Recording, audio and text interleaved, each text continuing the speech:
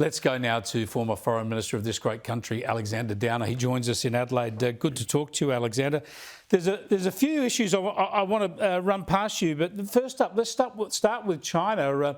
We know that the ASIO chief, Mike Burgess, pointed out a number of startling facts in a speech last week, and he talked about cyber attacks, and he certainly focused on China, and China has hit back. They again say Australia's attacking them, and unfairly so.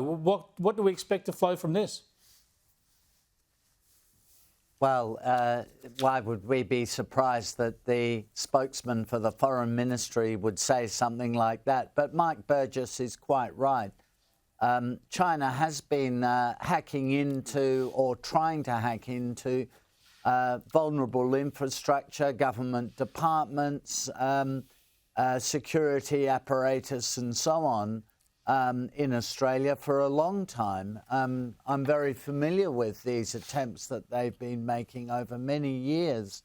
And it underlines how vulnerable we are. I mean, what China wants to do, be able to do, if it ever came to it, is close down our communication system, close down our capacity to communicate with each other, our financial markets, our banks, and so the list goes on. So countering this kind of attack from China is a huge priority for the agencies in the Australian government.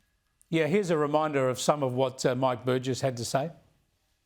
ASIO is aware of one nation state and no prizes for guessing who, conducting multiple attempts to scan and penetrate critical infrastructure in Australia and other Five Eyes countries, targeting water, transport, telecommunications and energy networks. Yeah, no prize for guessing who. But as you say, Alexander, it's not surprising that you get that statement in response from the Chinese foreign minister spokesperson. But I suppose my point is, given the economic sanctions and other sanctions against Australia we've seen in the last few years from China, is there, not that Mike Burgess shouldn't be saying this, it's a good thing he's saying it publicly, but do you think there could be repercussions again for Australia? No, I don't think there will be repercussions, and I agree with you that Mike Burgess has done precisely the right thing to make these concerns public. But what this does do is underline the huge importance of our alliance network, our alliance with the United States, with relationship with Japan, and so the list goes on.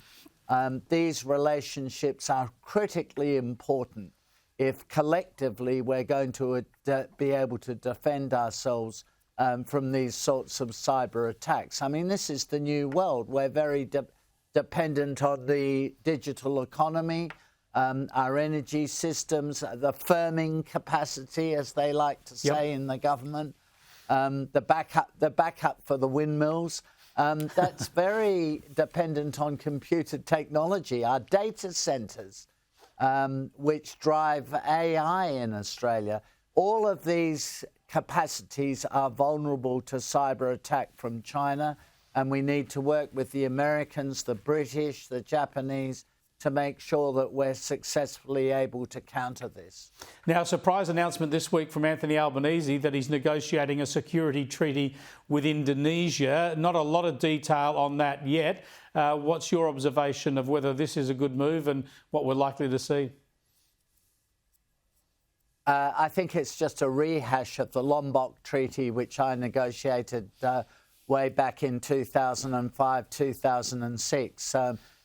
Indeed, the claim by Albanese and Penny Wong that they've got language where we will consult each other in the event of an attack on either country was language which was already incorporated in 2006 into the Lombok Treaty.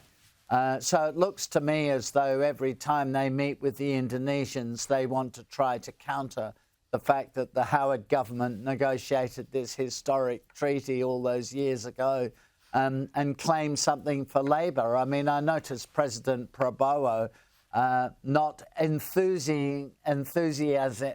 enthusiastic about this treaty as Albanese was.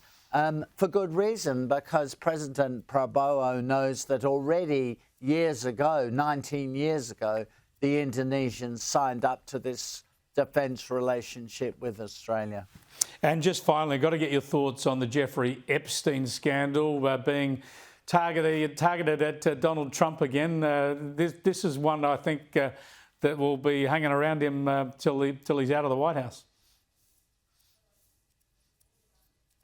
He knew Jeffrey Epstein, so did the Clintons. So did all sorts of establishment figures in New York City. He was, at the heart of the social scene in New York City. And the Democrats, are just throwing mud and hoping some of it will stick.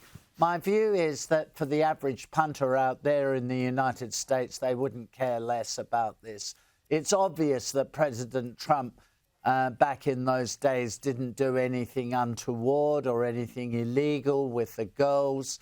It's perfectly obvious that. And as Caroline Levitt says, the one thing all this does prove is that President Trump had done nothing wrong.